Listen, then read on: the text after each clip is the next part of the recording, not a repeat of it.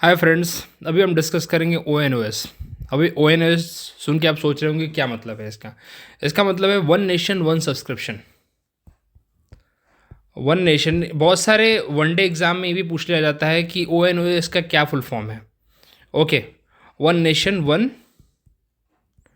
Subscription. अब पहली बार मैंने सुना तो मुझे भी ऐसा लगा कि क्या ओ टी टी सब्सक्रिप्शन की तो नहीं बात हो रही है कि एक प्लेटफॉर्म पे ओ टी टी पे आप सब्सक्राइब करोगे और जितने ओ टी टी के प्लेटफॉर्म है सब पे एक्सेस आप कर सकते हो। ये तो बहुत अच्छी बात है। तो क्या ऐसा तो कुछ नहीं है? तो मान लो समथिंग ऐसा ही कुछ है, ठीक है। लेकिन अब ये किस फील्ड में है? ये है यहाँ पे रिसर्च के फील्ड में। ये रिसर्च के फील्ड में हो रहा है, आर एन डी के फील्ड में हो रहा है। ओके, तो इस फील्ड में अभी काम हो रहा है, ना कि हमारे ओ टी टी में। तो आप सब्सक्रिप्शन करके आपको रिसर्च कॉपी मिल सकती है।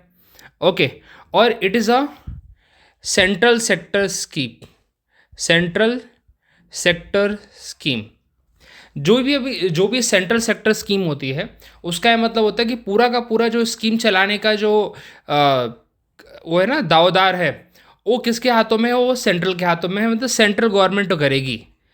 एक होता है सेंट्रल स्पॉन्सर्ड स्कीम, उसका मतलब ये होता है कि central government 60% and state government 40%। और उसी के केस में जो कुछ स्पेसिफिक स्टेट है, जैसे कि हिली स्टेट है, ओके, उत्तराखंड हो गया, हिमाचल प्रदेश हो गया, जे एंड के हो गया, ओके, लद्दाख हो गया, एंड लाइक ऑल दो लद्दाख और जे एंड के यूनियन टेरेटरी है, लेकिन कंसिडरिंग इट, और हमारे नॉर्थ ईस्ट के स्टेट्स इंक्लूडिंग सिक्किम, वहाँ पे क्या रेशियो होता है? 90-10 का। मीन्स 90% कॉस्ट जो होगा वो सेंट्रल गवर्नमेंट बियर करेगी और 10% कॉस्ट जो होगा वो स्टेट गवर्नमेंट बियर करेगी। ये होता है सेंट्रल स्पॉन्सर्ड स्कीम में। ओके, तब चलिए यहाँ पे आते हैं कि वन नेशन वन सब्सक्रिप्शन कैसे वर्क करेगा, इसकी सोच कहाँ से आती है। देखो यार, जो भी आप ऐसे स्कीम सुनते हो ना, वन नेशन वन सब्सक्रिप्शन या वन नेशन वन इलेक्शन, चलो वन नेशन वन इलेक्शन तो काफ़ी पुराना है फिर भी, लेकिन ये जो एक पर्टिकुलर वन नेशन के साथ या वन डिस्ट्रिक्ट के साथ, इसकी सोच ना यूपी से आई है। आपको बता दूं मैं, एक आपने स्कीम सुनी होगी, one district one product, ODOP। ये पहली बार जिस स्टेट ने लागू किया था उसका नाम था यूपी, और तब से ये स्कीम काफ़ी ज़्यादा प्रचलित थी और हर एक स्टेट ने इसको अडॉप्ट किया, इसको नेशन लेवल पे लेके जाया गया है, ठीक है। और हर जगह आज हम देख रहे हैं कि बहुत जगह पे ये वाली स्कीम चल रही है। ओके, इसी के साथ मतलब इसी, मैं ही नहीं बोलूँगा कि प्रोडक्ट है, लेकिन इसी एक थॉट प्रोसेस से आगे बढ़ रही है, ठीक है। अब यहाँ पे देखते हैं इस स्कीम में क्या है। अब आप जानते हो कि पीएम मोदी जो हमारे हैं किस तरह से R&D के ऊपर फोकस कर रहे हैं। उनका थॉट है कि भाई हम इंडिया को एक विकसित भारत बनाए 2024 2047 तक। ओके, तो उसी पहल में उन्होंने 2022 में उन्होंने बोला था कि जय अनुसंधान, मतलब रिसर्च, उनका फोकस है रिसर्च के ऊपर। और उनका ये मानना है कि रिसर्च अगर हम करेंगे तभी हम लोग डिस्कवर कर पाएंगे, हम प्रोडक्ट अपने यहाँ पे बना पाएंगे। और उसका एक क्लासिक एग्जांपल आपको देना चाहता हूँ मैं, डिफेंस में। एक टाइम था जो डिफेंस में हम लोग प्रोडक्ट ना खरीदा करते थे, बेचा नहीं करते थे, खरीद के लाते थे। लेकिन अब टाइम ऐसा आ गया है कि डिफेंस, आप खुद जाके चेक कर सकते हैं कि डिफेंस मैन्युफैक्चरिंग हमारी कितनी बढ़ गई है। हम लोग अब डिफेंस के जो प्रोडक्ट हैं एक्सपोर्ट करते हैं, लाइक अर्मेनिया, अजरबैजान, अभी रिसेंट का फिलिपिन, वियतनाम, ये सब कंट्रीज हमसे प्रोडक्ट लेते हैं। ओके, बुलेट प्रूफ जैकेट्स हो गए, even we are talking with Vietnam कि हम उनको इसकी तेजस की डील दें। तो ये सब चीज़ें हम कर रहे हैं अभी। ओके, तो this is one of the classic example कि अगर हम फोकस करते हैं रिसर्च के ऊपर। अब देखिए इसका पर्पस क्या है, जरा इसकी बात करें, नहीं तो बोलेंगे बकवास कर रहा हूँ मैं। ओके, ONOS स्कीम क्या कर रही है, किसको दे रही है भाई? ये सब चीज़ें किसको चाहिए? स्टूडेंट को चाहिए। फैकल्टी जो हैं हमारे कॉलेज में रिसर्चर हैं, साइंटिस्ट हैं। ओके, तो ऐसे 6300 गवर्नमेंट हायर एजुकेशन इंस्टीट्यूट्स हैं जो सेलेक्ट किए जाएंगे by the, again central government होगा ना, अब स्टेट गवर्नमेंट का रोल तो नहीं है यहाँ पे, सेंट्रल गवर्नमेंट होगा। ओके, और उनको 13,000 प्लस इंटरनेशनल जर्नल का सब्सक्रिप्शन मिल जाएगा, इजीली एक्सेस कर सकते हैं फ्रॉम 30 पब्लिशर्स। तो ये इसका सबसे बड़ा प्लस पॉइंट है, क्योंकि ये जो जर्नल्स हैं, इंटरनेशनल जर्नल्स हैं, रिसर्च पेपर्स हैं, ये बहुत महंगे मिलते हैं। बहुत टाइम पे फैकल्टीज़ को भी नहीं मिल पाते, रिसर्चर्स को भी नहीं मिल पाते, स्टूडेंट्स तो बहुत दूर की बात है। तो जो लोग पीएचडी कर रहे हैं उनके लिए बहुत बेनिफिटेड है, जो लोग रिसर्च के फील्ड में काम कर रहे हैं, और इसका पर्पस भी यही है to promote the interest in research.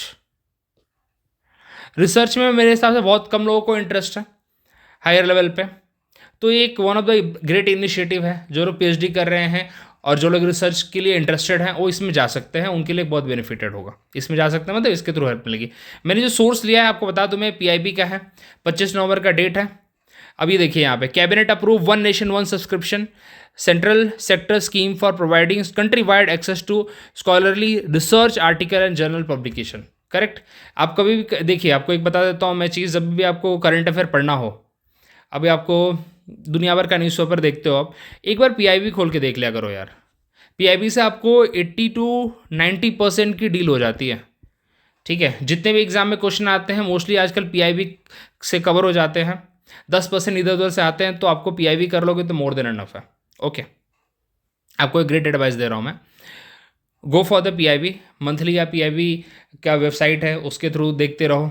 ठीक है, उसको पिन कर दो अपने लैपटॉप पे, और मोबाइल पे अगर है तो रेगुलर उसको देखो, उससे नोट्स बना लो आप, मोर देन एनफ हो जाएगा। ओके, या उसके वीडियोस देख लिया करो, लाइक आप अभी देख रहे हो।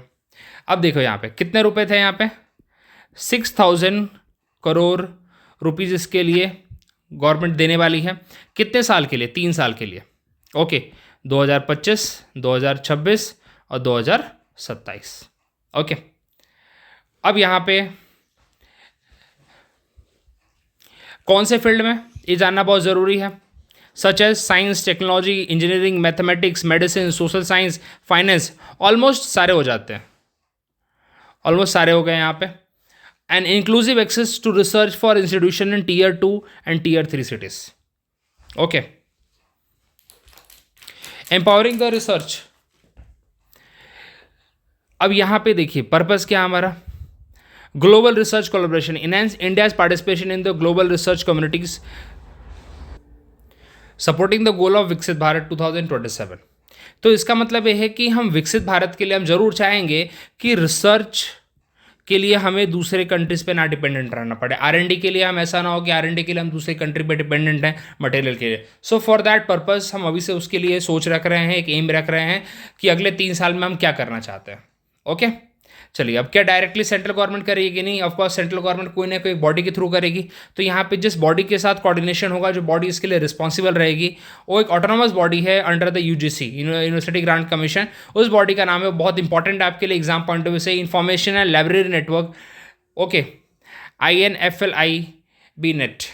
अब इसको जैसे पढ़ो आप, इन्फ्लीबे नेट। ओके, तो ये इंपॉर्टेंट है। इसके अंदर कितने बेनिफिशियरी होंगे? 1.8 करोड़ बेनिफिशियरी होंगे, इंक्लूडिंग स्टूडेंट्स हो गए, रिसर्चर्स हो गए। ओके, तो इस फील्ड में तो यही आपको बातें दिमाग में रखनी है। 13,000 जर्नल्स मिलेंगे, 6,300 गवर्नमेंट इंस्टीट्यूशंस इसके थ्रू सब्सक्राइब किए जाएंगे। ओके, और फंड इतना मिलेगा यहाँ पे। तो यही सारी चीज़ें हैं, आपको यही बातें दिमाग में रखनी है। और जो बॉडी इसके लिए रिस्पॉन्सिबल रहेगी वो यूजीसी रहेगी, यूजीसी की autonomous body information and library network. ये याद रखोगे तो ज़्यादा ईजी है। ये फुल फॉर्म बहुत ही खतरनाक इन्होंने दे रखा है, इन्फ्लीबेनेट। ओके, वो भी याद हो जाएगा अगर 2-3 बार पढ़ोगे तो। और कितने स्टूडेंट्स को टारगेट किया जाएगा? 1.8 crore student. Again 1.8 crore student research में एक अच्छा नंबर है। और कितने साल के लिए? 3 साल के लिए। तो ये 3-4 डेटा आपको दिमाग में रखने हैं। ऑल दो इसका पर्पस तो आप समझ गए हो, promote the innovation, promote the R&D। Okay, यही सारी चीज़ें हैं यहाँ पे। ठीक है, अगेन हमारा वही फोकस है सेल्फ रिलायंस की तरफ, टेक्नोलॉजिकल एडवांसमेंट के through, and to become a global leadership in the innovation. Okay, and empowering the research ecosystem. This are the very like basic thing. आप अगर समझ जाओगे तो आपको दिमाग में रखना क्या एग्जाम पॉइंट ऑफ व्यू से, वो तो मैंने ऊपर बता दिया। ये सारी चीज़ें हैं, आप एक बार पढ़ के गो थ्रू कर सकते हो, you will get better understanding. Okay, all दो पूरा मैंने कहानी के थ्रू बता ही दिया आपको, ये सारी चीज़ें हैं। Thank you very much. मिलते हैं अगले वीडियो में अगले आर्टिकल के साथ। अगर आपको कंटेंट अच्छा लगा हो तो प्लीज़ इसको शेयर करो, सब्सक्राइब करो चैनल और लाइक करो। Thank you.